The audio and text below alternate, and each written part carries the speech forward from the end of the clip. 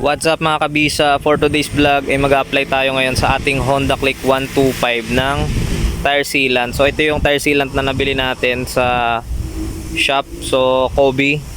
So marami na rin nag-try na maglagay nito rito. Goods naman siya. So lalagyan lang natin yung front tire natin kasi every time na nalabas ako sa trabaho parang may singaw yung tire. So lalagyan na natin. So tara, let's go!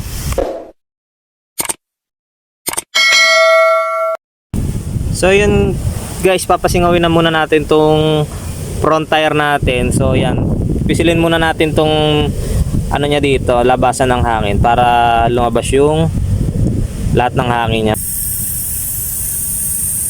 Kasi kaya ako ginawa to guys na gamitan ng susi, kasi first time na naglagay ako ng ganito, hindi nasagad yung laman ng hangin sa loob. So yung tire sealant ayaw pumasok. So mamaya tatanggalin natin yung pinaka pin nung ating lagayan ng hangin dito sa gulong.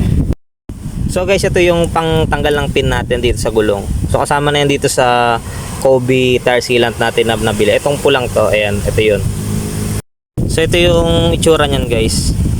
So ayan, bali may ano yan, may yung pin na yan, kakagat yan dito sa mismong daluyan ng lock. Parang may ano siya, form doon na pipihitin natin pa counterclockwise.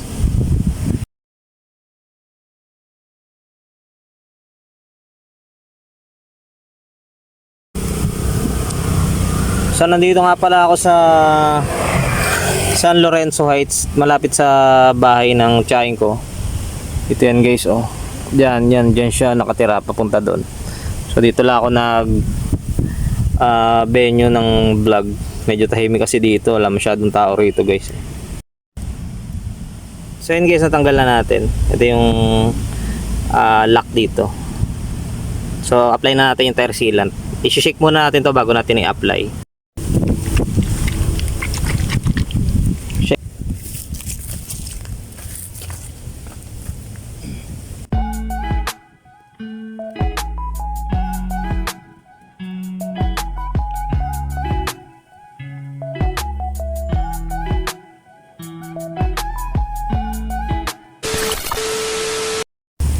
So yun mga kabisa, hindi na natin masyadong na-i-apply lahat halos yung Kobe natin, pero konti na lang yung natira.